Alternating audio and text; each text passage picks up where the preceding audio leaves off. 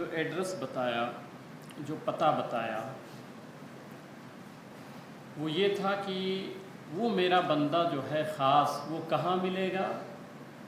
فرمایا کہ جو تمہاری بھنی ہوئی پکی ہوئی مچھلی ہے، جس جگہ وہ زندہ ہو جائے تو سمجھ جانا کہ میرا وہ بندہ وہیں پہ رہتا ہے۔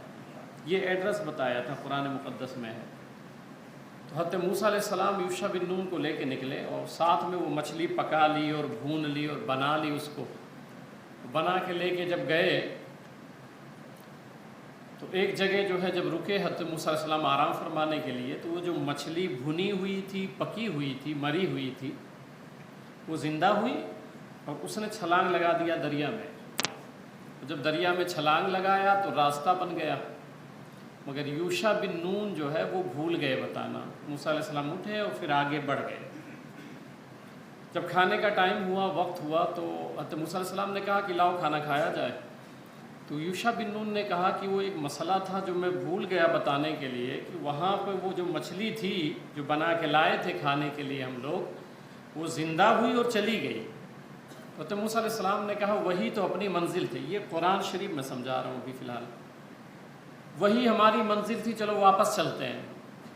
اور جب آئے تو پھر وہ حضرت یوشع بن نون نے بتایا یہی وہ جگہ ہے، تو پھر وہ دریا میں راستہ بنا ہوا تھا۔ اب سوال جو ہے وہ یہ ہے کہ یہ مچھلی زندہ کیسے ہو گئی؟ بھئی آپ مچھلی لیتے ہیں، گھر میں دیکھتے ہیں، بھونتے ہیں، اس کو پکا لیتے ہیں، تو مچھلی زندہ ہوتی ہے؟ وہ ہو سکتی ہے وہ۔ اب یہ مسئلہ سمجھیں ہم اور آپ کہ یہ مچھلی زندہ کیسے ہو گئی اور وہیں کیوں زندہ ہوئی؟ اب اس میں کتب تفاسیر آپ پڑھیں تو تفسیر میں آپ کو ملے گا کہ وہ جو اللہ کے نیک بندے حضرت خضر علیہ السلام جس جگہ پہ رہتے تھے، تو وہ جو سمندر تھا اسی میں حضرت خضر علیہ السلام وضو بناتے تھے، اسی میں غسل کرتے تھے، ٹھیک ہے، اسی میں پانی اسی کا استعمال فرماتے تھے۔ وہ پانی جس میں آپ غسل فرماتے تھے، وضو بناتے تھے، وہ چند قطرات اس جو بھنی ہوئی مچھلی تھی اس پر پڑ گئے تھے، اور جب وہ چند قطرات پانیوں کے پڑے تو یہ مچھلی زندہ ہو گئی۔ اب اس سے ایک سبق ملا کہ اللہ والے جہاں رہتے ہوں تو ان کی مجلسوں میں ہمیں جانا چاہیے، ان کی صحبتوں میں ہمیں بیٹھنا چاہیے، کیونکہ ہمارے دل یہ مردہ ہیں، ہمارے دل مردہ ہو چکے ہیں۔ اب ان کو زندہ کرنا ہے تو کہاں جائیں؟ اہل اللہ کی صحبت میں، اللہ والوں کی صحبت میں۔ میں ایک 3 باتیں یہاں عرض کرتا ہوں، اس کے شکار بہت لوگ ہیں، ماحول ایسا چل رہا ہے کہ 3 چیزیں دل کو مردہ کرتی ہیں، یاد رکھیے 3 چیزیں دل کو مردہ کر دیتی ہیں۔ پہلی چیز جو ہے تخفیف المعد من الطعام، زیادہ کھانا دل کو مردہ کر دیتا ہے۔ ہم لوگ کھانے پہ بہت محنت کرتے ہیں۔ میرے آقا صلی اللہ علیہ وسلم کو آپ پڑھیں کہ پوری زندگی آپ نے پیٹ بھر کے شکم سیر ہو کے کبھی کھانا نہیں کھایا، کبھی نہیں کھایا۔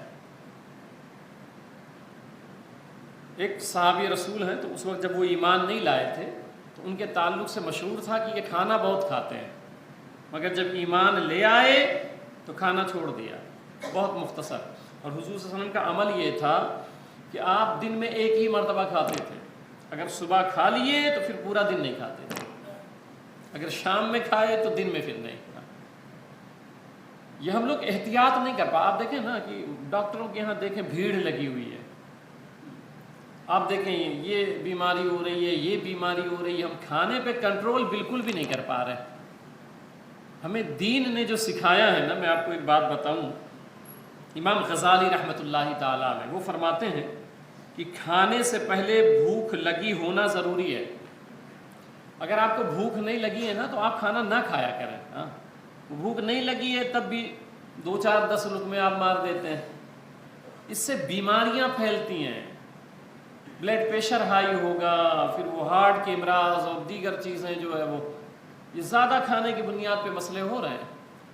اگر آپ کو بھوک لگی ہے تب آپ فرماتے ہیں ضروری ہے کہ بھوک لگی ہو تبھی کھائیں، اور پھر فرماتے ہیں کہ جو کوئی شخص کھانا شروع کرتے وقت بھی بھوکا ہو اور ابھی بھوک باقی ہو اور ہاتھ کھینچ لے، کھانا کھانے سے پہلے بھوک لگی تھی اور کھانا کھا رہا تھا تب بھی بھوکا تھا اور ابھی شکم سیر نہیں ہوا تھا، پورا پیٹ نہیں بھرا تھا، حضرت یحییٰ علیہ السلام ان کے سامنے شیطان آیا، ابلیس آیا۔ آپ کبھی دیکھنا کہ جب آپ کھانا کھا لے تو پریکٹیکل دیکھنا، بھوک بہت تیز لگی تھی اور آپ بہت جم کے کھائے، پہلی بات تو رات میں اتنا کھانا ہی نہیں چاہیے، اگر کھانا کھانا ہے نا تو دوپہر میں زیادہ کھائیں، آپ اگر کھانا ہے تو دوپہر میں زیادہ کھائیں، کیونکہ پھر اس میں رننگ ہوتی ہے تو کیا ہوتا ہے ہاضمہ پھر اس کو ہضم کر دیتا ہے۔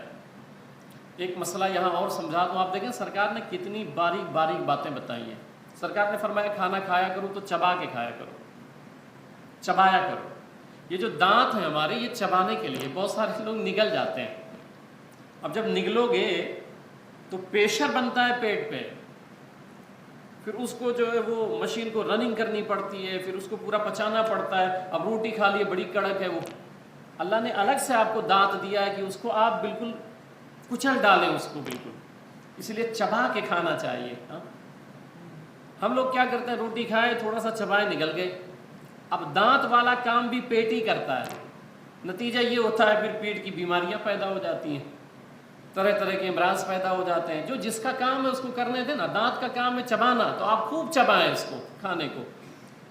تو میں عرض کر رہا تھا کہ تو یحییٰ علیہ السلام ہے، ان کے سامنے ابلیس آ گیا۔ اچھا وہ مسئلہ سمجھا دوں کہ دوپہر میں جو کھانا ہے آپ کھائیں، اور کھانے کے بعد کم سے کم قیلولہ کریں، یہ سنت ہے۔ قیلولہ مطلب تھوڑی دیر کے لیے لیٹ جائیں، یہ سنت رسول ہے۔ میں سائنسی اعتبار سے آپ کو سمجھاؤں تو اس کے فوائد آج پوری دنیا ماننے کے لیے تیار ہو گئی ہے کہ جو سرکار نے بتایا نا کھانے کا طریقہ، اگر آپ اس طریقے پر کھاتے ہیں تو 99% بیماریوں سے آپ محفوظ ہو جائیں گے، 99%۔ آپ حضور صلی اللہ علیہ وسلم کی سنتوں پہ عمل کریں تو، اور رات میں جو ہے نا کم کھائیں۔ دوپہر میں بھی مثال دیتا ہوں کہ آپ کو جو ہے 100% کھانا تھا تو آپ 75% کھائیں، 25 چھوڑ دیں، خواہش آپ کی باقی رہے۔ رات میں تو ویسے بھی کم کھانا چاہیے، کیونکہ کیا ہوتا ہے آپ کھائے جا کے بستر پہ لے لیے، اب جب رننگ نہیں ہوتی ہے نا تو پھر جو ہے اس کو ہضم کرنے میں پیٹ کو بھی دقت ہوتی ہے، بڑا پریشر ہوتا ہے پیٹ پہ، اس لیے جو ہے بہت سارے امراض پیدا ہو جاتے ہیں طبیعتوں میں۔ اور پھر وہاں کیا ہوتا ہے کہ آپ لیٹ گئے، آپ رننگ تو ہے نہیں، تو پورا جو ہے جو کھائے پیے ہیں پورا جمع ہوا ہے پیٹ میں، تو رات میں مختصر کھائیں۔ ہاں یہ ذہن میں رکھیں کہ بالکل نہ کھائیں، یہ خلاف سنت ہے۔ آپ کو رات میں کھانا ہے، میرے آقا صلی اللہ علیہ وسلم فرماتے ہیں کہ کمزوری لاتی ہے رات میں نہ کھانا، تو آپ رات میں کھائیں، اور کوشش یہ کریں کہ کم سے کم، اب چونکہ اس مسئلے پر میں گفتگو کر رہا ہوں تو کچھ سرکار کی سنتیں میں عرض کر دوں کہ اگر زیادہ نہیں کھاتے ہیں آپ کو کم ہی کھانا چاہیے اور مختصر کھانا چاہیے۔ اب اس کے لیے کم سے کم 2-3 کھجور رکھ لیں آپ کبھی بھی دیکھ لیں اگر کسی کو آپ میں چکر آتا ہو، ہم نے سرکار کی سنتوں کو چھوڑا ہے نا تو طرح طرح کے امراض اور کمزوری اور پتہ نہیں کیا کیا پیدا ہو گئے۔ آپ پریکٹیکل کر لیں، کسی کو چکر آ جائے اور چکر آ گیا بیٹھ جائے، 2-3 کھجور نکال لیجیے، آپ 2 یا 3 کھجور کھا لیجیے نا، 2 منٹ آپ بیٹھے رہیے، چکر ختم ہو جائے گا، آٹومیٹک ختم ہو جائے گا۔ سرکار نے جن چیزوں کو کہا تھا کھاؤ، جیسے شہد ہے، کھجور ہے، ہم ان چیزوں سے دور ہو گئے۔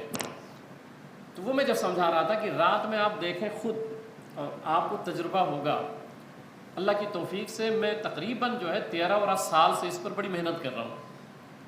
میں کوشش یہ کرتا ہوں کہ میں 13 سال کم و بیش ہوئے ہوں گے کہ میں اتنی خواہش رکھتا ہوں کہ شکم سے رو کے نہیں کھاتا ہوں۔ 2-3 چیزیں ہیں جس پر بڑی سختی کے ساتھ عمل کرتا ہوں۔ نمبر 1 تو یہ، دوسرا اللہ کی توفیق سے، دوسرا یہ ہے کہ میں ہمیشہ باوضو رہتا ہوں۔ میں آفس میں بیٹھا ہوں تب بھی وضو ہوں، گاڑی چلا رہا ہوں تب بھی باوضو رہتا ہوں، گھر پہ ہوں تب بھی باوضو۔ اللہ کی توفیق سے جلدی بغیر وضو کے میں جلدی زندگی نہیں گزارتا ہوں، کہ اس کی وجہ یہ رہتی ہے پتہ نہیں کب یار سے ملاقات ہو جائے، پتہ نہیں کب محبوب سے ملاقات ہو جائے، اب ملاقات ہو تو پھر بہت سے لوگ تو غسل بھی نہیں رکھتے ہیں، تو اب تیاری ہمیشہ کرتے رہنا چاہیے۔ تو رات میں اگر آپ زیادہ کھائیں گے نا تو آپ اٹھ نہیں پاتے ہو، اتنا کھا لیتے ہو، دیکھو اتنی سستی آ جاتی ہاتھ ہلانا نہیں ہوتا ہے، یعنی کروٹ لینے میں دقت ہوتی، اتنا کھا لیتے ہیں۔ اب دقت تو آپ خود ہی بڑھائے ہوئے ہو، اب جب اتنا کھا لو گے تو آپ بتاؤ اللہ یاد آئے گا آپ کو؟ اللہ یاد تب آئے گا جب تکلیف میں ہو، آپ خواہش ہو، اب مکمل شکم سیر ہو گئے، آپ پریکٹیکل کر لینا کہ جب کھانا کھا کے آپ اٹھتے ہو نا بہت جم کے کھائے ہو تو نتیجہ یہ ہوتا ہے جیسے لیٹے ہو نا اس وقت اللہ یاد نہیں آئے گا آپ کو۔ تو اللہ کو یاد اگر کرنا ہے نا تو پھر آج سے اس پر عمل کریں آپ، ٹھیک ہے؟ تو یحییٰ علیہ السلام آئے تو شیطان سامنے آیا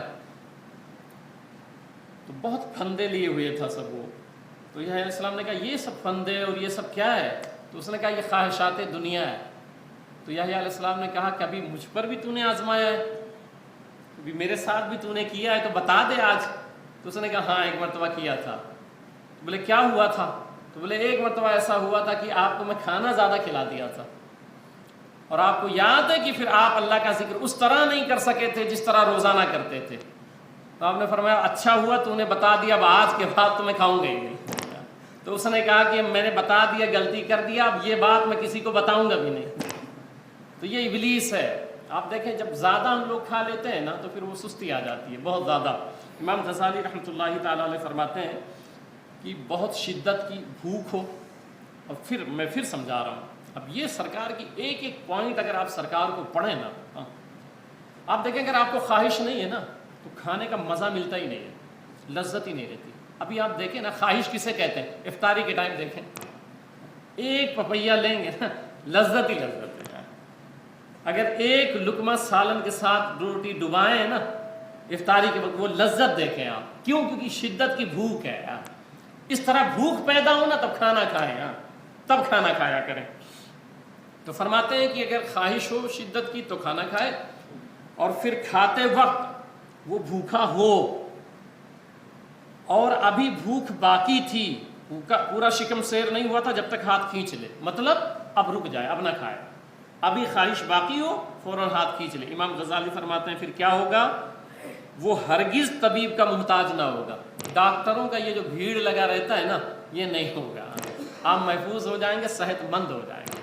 یہی وجہ ہے سرکار نے فرمایا روزے رکھو صحت مند ہو جاؤ، سرکار نے فرمایا کہ آپ روزے رکھو صحت مند ہو جاؤ۔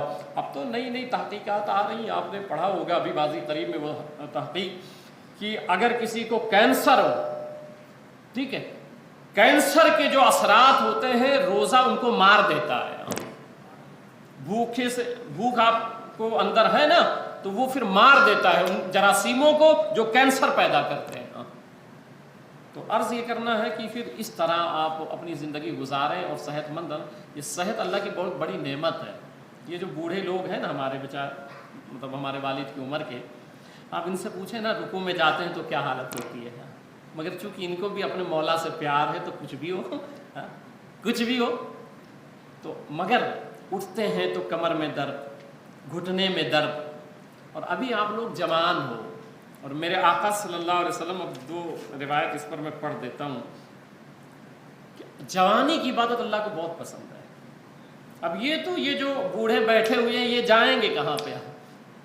گھر کا حال یہ ہے کہ بہو نے قبضہ کر لیا ہے، بہو آ گئی ہے تو اندر تو خود ہی نہیں جا سکتے، اب باہر کرسی لگا کے بیٹھے ہوئے ہیں تو بھائی چلو۔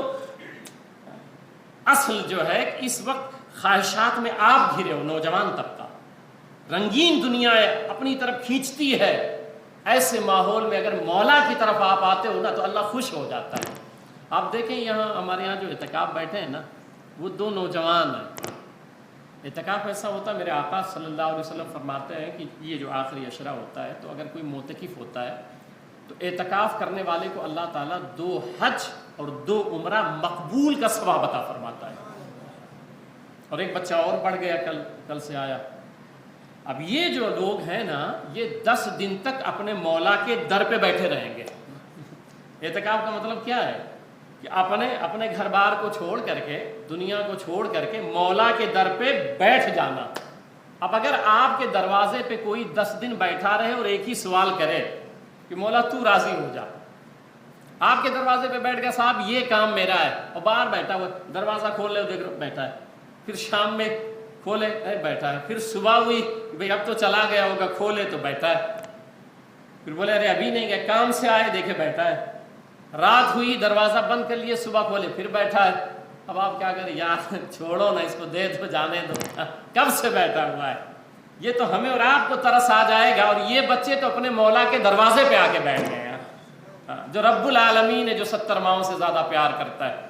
تو میں وہ عرض کر رہا تھا کہ حضور صلی اللہ علیہ وسلم فرماتے ہیں کہ ما من شیء احب الی اللہ من الشاب التائب۔ کل بھی ایسے بات دوسری طرف چلی گئی تھی، مگر پھر بھی سن لیں، یہ آپ کے کام کی باتیں ہیں۔ یعنی اللہ کریم کو توبہ کرنے والے نوجوان سے زیادہ پسندیدہ کوئی چیز نہیں ہے۔ اللہ تعالیٰ کو کوئی نوجوان توبہ کرے، اس بات سے پسندیدہ چیز اللہ کے نزدیک کوئی ہے ہی نہیں کہ کوئی نوجوان توبہ کرے۔ اور ایک موقع پہ تو میرے آقا فرماتے ہیں، ہر کوئی چاہتا ہے کہ میں اللہ کا محبوب ہو جاؤں، ٹھیک ہے، میرے سرکار کیا فرماتے ہیں، یعنی جوانی میں توبہ کرنے والا شخص، گناہ ہوئے مگر آپ کے گناہ رب کے فضل سے بڑے تو ہیں نہیں، رب کے کرم سے بڑے تو ہیں نہیں، تو گناہ ہوئے ہیں، یہ فطرت انسان کی ہو جاتے ہیں، مگر ابھی تو وقت ہے نا، ماہ رمضان چل رہا ہے، کہ اپنے مولا کی بارگاہ میں آ کے سچے دل سے توبہ کر لیں۔ اگر سچے دل سے کوئی نوجوان توبہ کرتا ہے تو اللہ تعالیٰ اس نوجوان کو اپنا محبوب بنا لیتا ہے، پھر بخشتا ہی نہیں ہے، بخش بھی دیتا ہے اور اپنا محبوب بنا لیتا ہے۔ تو اللہ کا اگر محبوب بننا ہے تو نوجوانی کے عالم میں توبہ کیا کرے، توبہ کیا کرے۔ تو میں عرض کر رہا تھا کہ 3 باتیں، پہلی یہ تھی کہ کم کھائیں، اس پہ عمل کریں گے نا انشاءاللہ تعالیٰ، کریں تو مہنگائی بھی بڑھ رہی ہے، ٹھیک ہے، راشن پانی بھی اتنا بھرانا پڑتا ہے، اگر گھر والے تھوڑا تھوڑا کم کھانے لگ جائیں گے تو آپ کی طبیعت کو بھی راحت ہوگی اور بجٹ میں بھی تھوڑی کمی آ جائے گی اور آپ کا فائدہ ہو جائے گا اور سرکار کی سنت پہ عمل ہو جائے گا، ٹھیک ہے۔ دوسری چیز جو دل کو مردہ کر دیتی ہے، یہ پہلی چیز تھی زیادہ کھانا، ٹھیک ہے۔ دوسری چیز ہے کہ اہل غفلت کی مجلس، بہت سارے نوجوان آپ دیکھو گے کہ آپ کتنی بھی تقریر کر دو اور کچھ بھی آپ سمجھا دو، یہاں نہیں اترتا ہے، سنیں گے ساری باتیں، سمجھیں گے، پھر ویسے ہی گالی دے رہے تھے، آپ سمجھائیں نہیں گالی نہیں دینا چاہیے، سمجھائیں نہیں دینا چاہیے، پہنچے پھر شروع، غیبت کر رہے تھے باہر، آپ سمجھائیں نہیں گناہ ہے، نہیں کرنا چاہیے، پھر جیسے باہر نکلے پھر شروع۔ اب اہل غفلت کون ہے؟ اہل غفلت وہ لوگ ہیں جو بیٹھ کر کے کسی کی بھی برائی شروع کر دیں، یہ اہل غفلت لوگ ہیں۔ آپ گئے دیکھو، اتنا ابھی مثال کے طور پہ درس میں آپ بیٹھے ہو، یہ درس جس میں ہو رہا ہے درس، تو اس کو ہلکے میں نہ لیں، یاد رکھیں اللہ کے رسول صلی اللہ علیہ وسلم فرماتے ہیں کہ 1 ساتھ کا علم دین سیکھنا، علم دین 1 ساتھ کے لیے سیکھنا 60 سال کی نفلی عبادت سے بہتر ہے۔ کوئی شخص نفلی عبادت کرتا رہے 60 سال تک، یہ جو آپ بیٹھ جاتے ہو یہ اس سے بہتر ہے، اس سے زیادہ ثواب ہے۔ تو اب ایسی مجلس میں آپ بیٹھتے ہو اور نیکیاں کما رہے ہیں، بھی ہم لوگ یہ سب نیکی کی مجلس ہے نا، نیکی کما رہے ہیں، باہر نکلے بھی بیٹھے 2-4 دوست آ گئے، یار اس کی بات تو ایسی ہے، یار اس کو ایسا کر دیں گے، یہ جو جمع کیے تھے نا ختم ہو گیا، برباد ہو گیا سب۔ وہاں بیٹھے، ابھی یہاں نیکی کیے، نماز پڑھے، قرآن کی تلاوت کیے، درود پاک پڑھے، اور پھر باہر نکلے 2-3 بیٹھے اور شروع ہو گئے کسی کے بارے میں۔ اب جیسے شروع ہوئے نا تو جتنی پونجی آپ نے جمع کر کے رکھی تھی، پوری رات جاگ کے اللہ کی عبادت کر کے ایک لمحے میں سب برباد کر دیا۔ تو یہ اہل غفلت کی مجلس ہے کہ جہاں دیکھو کہ برائی کرتا ہے یہ بندہ، یہ بندہ چنگل خور ہے، چنگلی کرتا ہے، تعلق سب سے رکھے، تعلق سب سے رکھے، مگر دوستی ایسے لوگوں سے نہ کریں۔ تعلق بھائی ایک سماج میں رہتے ہیں تو تعلق سب سے بنانا رہے گا، کہ بھئی ایک آفس میں ہم جاب کرتے ہیں تو کئی طرح کے لوگ ہیں، تو بھئی تعلق تو سب سے رکھیں، مگر دوستی نہ کریں۔ دوستی کیسے؟ جاب کر کے آپ آئے ہیں گھر پہ، تو اب وہ جو ٹائم ملا ہے آپ کو 1 گھنٹہ 2 گھنٹہ، تو نیچے آئے آپ، اب نیچے آئے تو یہ دیکھو کہ اگر اس کے پاس بیٹھوں گا تو جو میں کمایا ہوں وہ لٹ جائے گا، یا بیٹھوں گا تو مجھے آخرت کی یاد آ جائے گی۔ اب میں اس پر ایک حدیث سنا دیتا ہوں آپ کو. میرے آقا صلی اللہ علیہ وسلم سے صحابہ نے پوچھا ایو جلسائنا خیر، یا رسول اللہ سب سے اچھی مجلس کون سی ہے؟ اب یہ صرف میں بتا رہا ہوں نا کہ میں تقریر نہیں کر رہا ہوں، آپ کو سمجھا رہا ہوں کہ پریکٹیکل اپنی لائف میں اتاریں ان باتوں کو. آپ دیکھیں کہ ایسے دوستوں کی مجلس میں آپ بیٹھتے ہیں، خواہ مخواہ ٹینشن لے کے اٹھتے ہیں آپ، پھر گھر پہ جاتے ہیں یار نہیں بولا ہوتا تو اچھا ہوتا، یار اس نے ایسا کہہ دیا، خواہ مخواہ. ایک تو گھر پہ محنت کرتے ہو، کماتے ہو، بیٹھے بیٹھائے ٹینشن لے جا کے. اب وہ بچہ آ رہا ہے، ابو چپ رہو بھائی مجھے ٹینشن ہے، بے مطلب ٹینشن. یقین مانے میں اپنی بات کرتا ہوں، روزے سے ہوں کہ میں کبھی یہ سب سوچتا نہیں ہوں کون کیا بولا کون کیا نہیں بولا. میرے پاس آؤ گے میں سمجھا کے واپس بھیج دوں، نہیں چھوڑو جانے دو، اللہ بہت بڑا ہے، یہ سب نہیں کرو. اتنا وقت کسی کے پاس ہے؟ میں تو سمجھتا ہوں جتنا سوچے بیٹھے ہو آپ لوگ نا، تو کم سے کم 1000 سال کی عمر ہونی چاہیے. ابھی آپ سوچ رہے ہو میں شفٹ ہو جاؤں گا، ابھی فلیٹ خریدوں گا، ابھی یہ کروں گا، تو جس حساب سے منصوبے ہیں تو 800-900 سال تو بنتے ہیں. 60-70 سال میں تو منصوبے نہیں پورے ہوں گے آپ کے. اتنے بڑے بڑے منصوبے اور ایک پل کا بھروسہ نہیں ہے، اس لیے کبھی بھی یہ سب سوچے نہیں. میرے آقا سے جب پوچھا تو سرکار نے فرمایا، اب سرکار جو کہہ دے نا اس پہ عمل کر رہا. سرکار علیہ السلام سے صحابہ نے پوچھا کہ کون سی مجلس ہے جس میں ہم لوگ بیٹھیں، کس کے پاس بیٹھیں؟ تو حضور صلی اللہ علیہ وسلم نے فرمایا کہ وہ اس کے پاس بیٹھو جس کا دیدار تمہیں اللہ کی یاد دلا دے. ایسے لوگوں کی صحبت میں آپ سب دور ہو گئے، آپ بیٹھ رہے ہو، کوئی چرسی ہے تو اس کے ساتھ بیٹھ رہے ہو، کوئی گنجیڑی ہے تو اس کے ساتھ بیٹھ رہے ہو، کوئی وہ منہ کا بڑا بد زبان ہے. یاد رکھیں میرے آقا فرماتے ہیں کہ جو بد زبان ہے، فحش کلامی کرتا ہے، بے شرمی کی باتیں کرتا ہے، تو اللہ تعالی میدان محشر میں ایسے شخص کو خنزیر کی شکل میں اٹھائے گا. اب یہ ان کا فرمان بتا رہا ہوں جو کبھی جھوٹ نہیں بولتے. میرے آقا صلی اللہ علیہ وسلم فرماتے ہیں کہ ایسا بد زبان کسی کے بارے میں کچھ بھی بول دے، تو میرے آقا فرماتے ہیں کہ جب وہ شخص محشر میں آئے گا نا تو اس کے منہ سے گندگی، نجاست، پاخانہ نکل رہا ہوگا، اس کے منہ سے نجاست نکل رہا ہوگا. اس لیے سرکار نے سمجھا دیا کہ آخرت میں تمہیں رسوائی نہ اٹھانا پڑے، شرمندہ نہ ہونا پڑے، ابھی سے تیاری کر لو. چلو ابھی تک کیسے بھی تھے مگر آج تو سن رہے ہو، کوشش تو کر سکتے ہو کہ مولا ہاں غلطی ہو گئی، آج سے ہم چپ رہیں گے، نہیں بولیں گے. تو اس شخص کی مجلس میں بیٹھو کہ اس کو دیکھو تو اللہ یاد آ جائے. پھر فرمایا اور جس کی گفتگو تمہارے علم میں اضافہ کر دے، ایسے شخص کے پاس بیٹھو کہ وہ بات کرے نا تو تمہارا علم بڑھ جائے گا، اس کی مجلس میں بیٹھو. اور پھر فرمایا وَذَكَّرَهُمْ بِالْآخِرَةِ عَمَلَهُ، اور جس کا عمل دیکھو تو آخرت یاد آ جائے. یہ 3 صفتیں بتائی ہیں سرکار نے کہ جس کو دیکھو تو اللہ یاد آ جائے، اور اگر اس کی مجلس میں بیٹھو تو علم میں اضافہ ہو جائے، اس کا عمل دیکھو تو آخرت یاد آ جائے. یہ 3 باتیں جس میں پائی جائیں، اب آپ ڈھونڈیے گا کہ یہ 3 باتیں کس میں ہیں. اگر مل جائیں گی تو اس کے پاس بیٹھنا. دوست نہ بناؤ.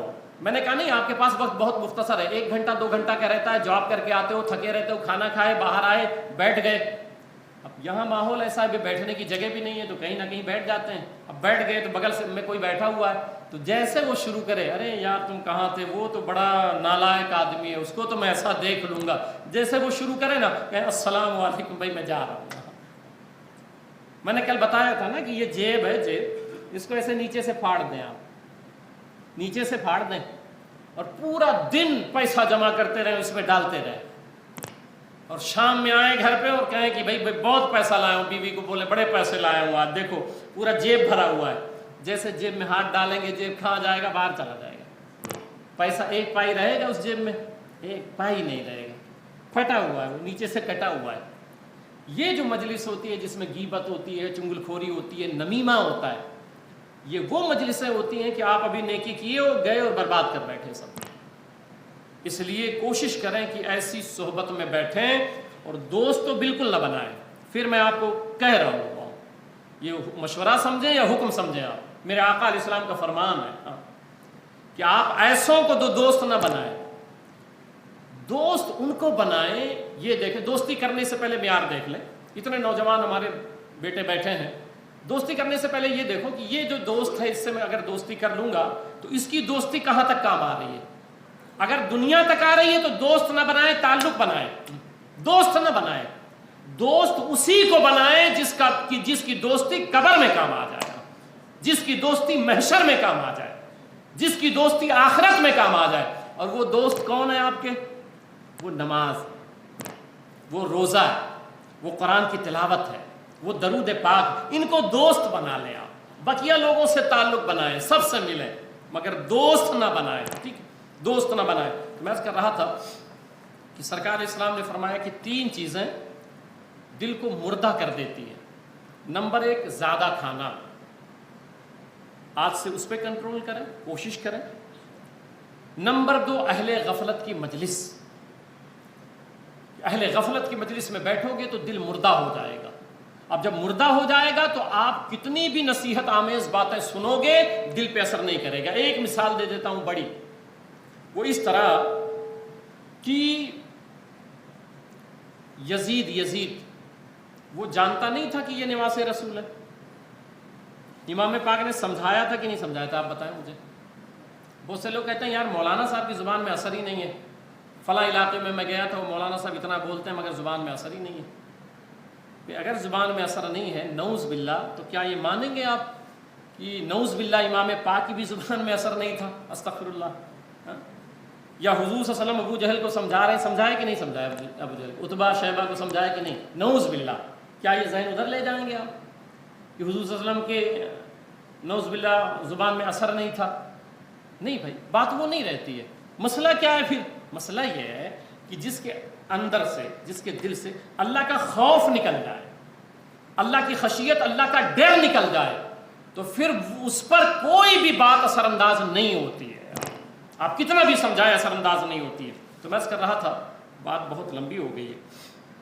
تو موسیٰ علیہ السلام گئے اور وہاں پہ مچھلی زندہ ہو گئی.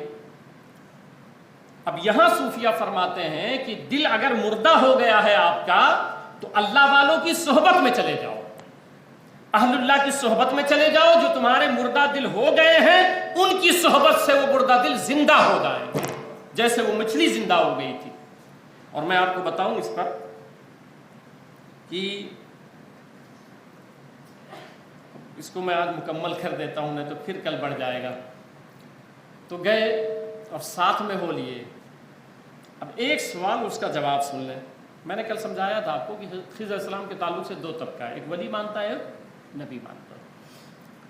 جو ولی مانتے ہیں، ولی جو ہے اس کا کوئی عمل شرعاً ہمارے لیے حجت اور دلیل نہیں ہوتی ہے. شرعاً حجت اور دلیل نہیں ہوتی ہے. خیر ہوتا ہے، برکت ہوتا ہے، مگر اس کا عمل سنت نہیں بنتا ہے. سنت کس کا عمل بنتا ہے؟ نبی کا بنتا ہے، رسول کا بنتا ہے. ایک سوال تھا نا، خضر علیہ السلام ادھر آ جاتے. نہیں، اگر وہ ادھر آ جاتے تو اللہ والوں کی طرف جانا یہ سنت نہیں بنتا. تو موسیٰ علیہ السلام جا رہے ہیں خضر علیہ السلام کی طرف، اور یہ نبی بھی ہیں اور رسول بھی ہیں. تو اللہ اس لیے ان کو بھیج رہا ہے کہ اللہ والوں کی طرف سفر کرنا یہ رسول اللہ کی سنت ہے. بعض لوگ اس سے اعتراض کرتے ہیں نہیں جانا چاہیے. بھئی یہ دیکھیں موسیٰ علیہ السلام خود جا رہے ہیں، اور جب وہاں گئے پہلے تو انہوں نے کہا لن تستطیع معی صبرا، آپ صبر نہیں کر پائیں گے. بیٹے بس کافی، آپ صبر نہیں کر پائیں گے. تو کہا نہیں میں ساتھ میں چلوں گا. تو ساتھ میں جا رہے تھے تو ایک کشتی پہ سوار ہوئے. جب کشتی پہ سوار ہوئے تو کشتی بڑی خوبصورت تھی. نہیں وہ بندہ کشتی لایا تھا، یہ قرآن سمجھا رہا ہوں آپ کو. کشتی لایا تھا تو آپ نے اس میں سوراخ کر دیا. کس نے؟ خضر علیہ السلام نے کشتی کے اندر سوراخ کر دیا، سمندری میں، دریائی میں سوراخ کر دیا. حضرت موسیٰ علیہ السلام بڑے جلالی تھے، وہ بڑے جلالی تھے. یہی موسیٰ علیہ السلام ترمذی شریف میں روایت ہے، ملکن موت آئے، کہا کیا کرنے آئے؟ کہا روح نکالنے، تھپڑ مار دیا. موسیٰ علیہ السلام ترمذی شریف میں روایت موجود ہے کہ تھپڑ مارا. پہلے انسانی صورت میں آتے تھے نا، بشری صورت میں ملکن موت آتے. ترمذی میں روایت ہے، کیا روح نکالنے آئے ہو، ایسا تھپڑ مارا کہ آنکھ باہر آ گئی. اتنے جلالی آدمی تھے آپ. آپ کو جب جلال آتا تھا آپ کے بدن میں جو بال تھے نا، وہ جو کپڑا پہنتے تھے وہ کپڑے کے باہر آ جاتے تھے، اتنے جلالی آدمی تھے موسیٰ علیہ السلام۔ تو انہوں نے کہا یہ کیا کیا تم نے، ابھی تو ہم ڈوب جائیں گے اس میں، اچھی بلی کشتی تھی تم نے اس میں سوراخ کر دیا، اس کو توڑ دیا۔ تو کہا میں نے پہلے کہا تھا کہ آپ صبر نہیں کر پائیں گے، جائیے السلام علیکم۔ کہا نہیں اب نہیں بولوں گا، چلیں آگے چلتے ہیں۔ آگے گئے، ایک خوبصورت بچہ تھا جو کھیل رہا تھا، حضرت خضر علیہ السلام نے بچے کو بلایا، اس کا گلا دبا کے مار دیا۔ یہ قرآن شریف میں آپ پڑھ لیجئے گا، سورہ کہف میں پوری تفصیل موجود ہے۔ بچے کو مار دیا، اور جب بچے کو مار دیا تو ظاہر سی بات ہے عقل میں یہ بات آنے والی نہیں ہے۔ تو موسیٰ علیہ السلام نے کہا کہ یہ کیا کیا تم نے، اتنا پیارا بچہ خوبصورت، تم نے اس کو مار دیا۔ تو کہا میں نے پہلے کہا تھا لن تستطیعوا معی صبرا، آپ میرے ساتھ صبر نہیں کر پائیں گے، جائیے۔ تو کہا نہیں اب ایک موقع اور دے دیجیے، آپ اب نہیں بولیں گے ہم۔ تو گئے گاؤں میں، اور گاؤں میں جب گئے تو ایک دیوار بالکل ٹیڑھی تھی، گرنے والی تھی۔ گاؤں میں اندر داخل ہوئے تو سب لوگوں نے بہت عجیب انداز میں مظاہرہ کیا، یعنی پہچاننے سے انکار کر دیا، کھانا پینا دینے سے انکار دیا، بہت سخت جملوں سے بات کی۔ ان کو کوئی منہ نہیں لگایا، بالکل پیار سے اور اخلاق کا مظاہرہ ہی نہیں کیا۔ جب مظاہرہ نہیں کیا تو واپس پلٹے، اور جب واپس پلٹے تو دیکھا ایک دیوار جو ہے وہ گرنے والی تھی۔ تو خضر علیہ السلام نے اس کو سیدھا کر دیا، اور جب سیدھا کر دیا تو موسیٰ علیہ السلام نے کہا کہ گاؤں والے تو اس طرح ملے تھے اور آپ دیوار سیدھی کر رہے ہیں۔ تو کہا بھائی اب آخری تھا، بس ہو گیا، جائیے آپ کا، اب ساتھ میں میرے نہیں چل سکتے، مگر جانے سے پہلے میں مسئلہ سمجھا دیتا ہوں کہ کیوں ایسا میں نے کیا تھا۔ موسیٰ علیہ السلام نے کہا بتاؤ۔ تو کہا وہ جو کشتی تھی وہ نئی تھی، اور یہ آدمی بڑا غریب تھا، بھی کشتی خرید کے لایا تھا، اور دریا کے اس پار ایک غاصب بادشاہ بیٹھا ہوا تھا جو ٹھیک ٹھاک جو کشتیاں دیکھتا تھا وہ چھین لیتا تھا زبردستی۔ اب یہ بڑا غریب آدمی تھا، کشتی نئی تھی، میں نے اس لیے سوراخ کر دیا، عیب دار کر دیا، تاکہ اس کو لگے کہ بھائی یہ عیب دار کشتی ہے، اس کی ضرورت نہیں ہے، تاکہ اس کی روزی روٹی اس سے چلتی رہے۔ اب یہ ایک مسئلہ انہوں نے سمجھا ہے، اس پر صوفیہ کیا کہتے ہیں۔ صوفیاء کرام فرماتے ہیں کہ بھئی دل ایک کشتی کی طرح ہے، دل ایک کشتی کی طرح ہے، اور وہ غاصب بادشاہ جو ہے یہ ابلیس ہے، یہ شیطان ہے۔ تو اب اگر یہ کشتی دل کبھی نہ ٹوٹے تو یہ غاصب ابلیس بادشاہ قبضہ کر لیتا ہے، زیادہ کھانے سے یہ بادشاہ قبضہ کر لیتا ہے، زیادہ سونے سے ابلیس قبضہ کر لیتا ہے۔ اس لیے اپنے دل کی کشتی کو توڑو۔ اب کیسے ٹوٹے گا؟ کم کھاؤ، کم بات کرو، کم سو، اس سے آپ کے دل کی کشتی ٹوٹ جائے گی۔ جب یہ ٹوٹ جائے گی تو غاصب بادشاہ آپ کا کچھ نہیں کر سکتا ہے۔ اور وہ جو بچے کو مار دیا تو بیان کرتے ہیں وہ بچے کو اس لیے مارا کہ اس کے پیشانی پر لکھا ہوا تھا کافر، کاف الف فا را، کافر، اور اس بچے کے دونوں ماں باپ جو ہیں وہ مومن تھے۔ اب یہ بچہ بڑا ہوتا تو اس کی محبت میں وہ دونوں جو مومن تھے وہ کافر ہو جاتے، تو میں نے اس لیے بچے کو مار دیا تاکہ وہ دونوں مومن رہیں۔ اچھا، اب اس پر اللہ تعالیٰ نے کیا کیا؟ میں نے کل یہ مسئلہ سمجھایا تھا دعا کے تعلق سے کہ دعا اللہ رد نہیں فرماتا ہے۔ جو چیز مانگ رہے ہو نہیں دے رہا ہے تو سمجھ جاؤ کہ آپ کے حق میں وہ چیز ٹھیک، دوسری چیز دے دیتا ہے تو ہمارا دھیان ادھر جاتا نہیں ہے۔ تیسری بات یہ ہے کہ نہ دیتا ہے وہ چیز، نہ نعم البدل دیتا ہے تو میدان محشر میں عمل کی صورت میں دے گا، یہ وہ ہے۔ اللہ نے کیا کیا پھر؟ بظاہر جو ہے وہ بچے کو مار دیا حضرت خضر علیہ السلام نے۔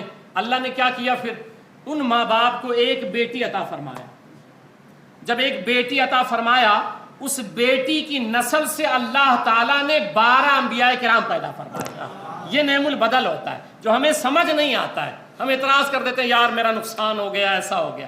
اللہ بہتر جانتا ہے آپ لوگوں کے حق میں کیا ٹھیک ہے، اس لیے دعا مانگا کرو تو یہ نہ مانگا کرو یا اللہ یہ دے دے، دعا مانگا کرو تو یہ مانگا کرو یا اللہ تعالیٰ میرے حق میں جو تیرے نزدیک ٹھیک ہو، کیونکہ جو آپ دیکھ رہے ہو سکتا ہے آپ کے نزدیک بظاہر ٹھیک لگ رہا ہو۔ مثال کے طور پہ 4 ویلر خریدنا ہے مجھے، مل نہیں رہا ہے، یا اللہ 4 ویلر دے دے۔ اب اللہ جانتا ہے کہ ایکسیڈنٹ ہو جائے گا، آپ کبھی جاؤ گے فوراً ہو جائے گا۔ اب یہ تو آپ کو نہیں نظر آ، آپ کو بس 4 ویلر نظر آ رہا ہے، اس لیے اللہ سے یہ دعا مانگا کریں کہ اللہ تیرے نزدیک میرے حق میں جو ٹھیک ہو وہ تو مجھے عطا فرما دے۔ اور پھر دیوار کیوں سیدھی کی تو بتانے لگے اس لیے کہ وہ 2 یتیم بچوں کا خزانہ دیوار کے نیچے تھا، دیوار گر جاتی خزانہ دکھ جاتا، گاؤں والے پورا لوٹ لیتے، اور وہ ابھی نابالغ ہیں دونوں۔ میں نے دیوار اس لیے سیدھی کر دی کہ کم سے کم بچے بالغ ہو جائیں گے تو اپنا خزانہ خود ہی نکال لیں گے، ان کی زمین ہے۔ اب آخری جملہ میں عرض کر دیتا ہوں، قربان جائے، اب ابدیت سمجھا رہا ہوں۔ حضرت خضر علیہ السلام کہتے ہیں فَأَرَدْتُ أَنْ أَعِيبَهَا، کہتے ہیں کشتی کے بارے میں کہ میں نے ارادہ کیا کہ میں اس کو عیب دار کر دوں۔ کس نے کہا؟ خضر علیہ السلام نے، میں نے ارادہ کیا کہ میں اس کو عیب دار کر دیتا ہوں۔ اور جب بچے کی باری آئی تو کیا کہا؟ لفظ قرآن کے فَأَرَدْنَا أَن يُبْدِلَهُمَا رَبُّهُمَا خَيْرًا، ہم نے ارادہ کیا۔ جملے پہ غور کیجئے گا، پہلے والا کشتی والا میں نے ارادہ کیا، بچے والا مارنے والا مسئلہ آیا تو ہم نے ارادہ کیا۔ پھر جب وہ دیوار سیدھی کر دی تو کہا فَأَرَادَ رَبُّكَ، تیرے رب نے ارادہ کیا۔ اب تین جملے ہو گئے، اب تینوں میں فرق سمجھیں آپ، یہ ابدیت ہے۔ چونکہ کشتی عیب دار کر دینا نقص ہے، عیب ہے، ظاہر سی بات ہے، کشتی کو پھاڑ دینا یہ عیب ہے نا، نقص ہے۔ جو عیب اور نقص کی باری آئی تو کہا فَأَرَدْتُ، رب کی طرف نہیں، کہا میں نے ارادہ کیا۔ عیب کی نسبت اپنی طرف کی، اللہ کی طرف نہیں فرمایا۔ یہ ہے تصوف اور یہ ابدیت، کہ کبھی آپ کی کوئی غلطی ہو اللہ کی طرف نہ لے جائیں، اس کو اپنے نفس کی طرف لے جائیں کہ یہ میری اپنی غلطی ہے، میں عیب دار ہوں، مجھ سے یہ خطا ہوئی ہے، رب نے نہیں کروایا ہے۔